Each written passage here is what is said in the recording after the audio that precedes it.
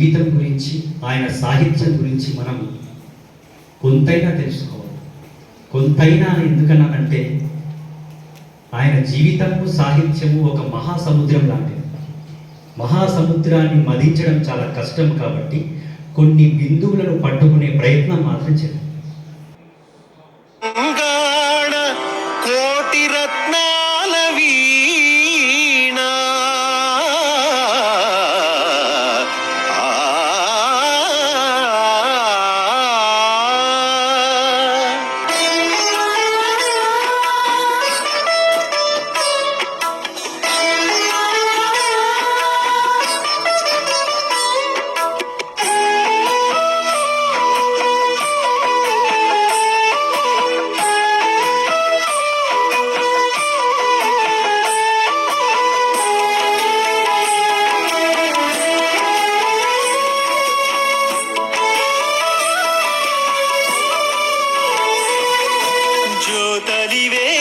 శరధి కవితామృతవార్నిధి జ్యోతలి వేదాశరథి కవితామృతవార్నిధి వచ్చినటువంటి అతను కూడా మనం గుర్తు చేసుకోవాల్సినటువంటి అవసరం ఉంది. స్నేహితులు ఏం చేస్తారు, నా స్నేహితురాలు అసలు బాగా కూడా పడకూడదని ఆలోచిస్తారు. ఒక విషయం కూడా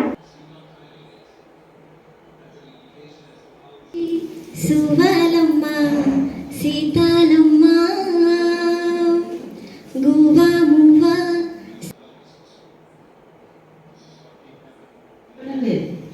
తెలుగు బయట వెళ్ళి 4 అడుగులు కూడా దాటి మాట్లాడతానంటే ఏమనుకుంటారో అని ఒక భయపడే పరిస్థితి. అంటే మన యొక్క గొప్పదనాన్ని భాష ద్వారా దీన్ని బేరుజు వేయడం అనేది జరుగుతుంది. కానీ ప్రతి ఒక్కరు గుర్తుంచుకోవాల్సింది ఏంటంటే మాతృభాష అనేది ఎప్పటికీ కూడా చాలా ఔన్నత్యమైనది. దాన్ని గౌరవించాలి, మనం సంస్కరించుకోవాలి.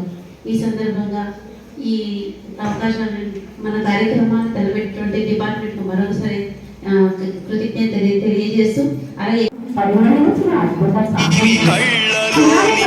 జాతీయ భాగాలు పరిమళించిన అద్భుత సాహిత్యం, స్నేహ మాధుర్యం పరిమళించిన మానవత్వం, మూర్తి భావించిన ప్రేమ తత్వం నింపుకొని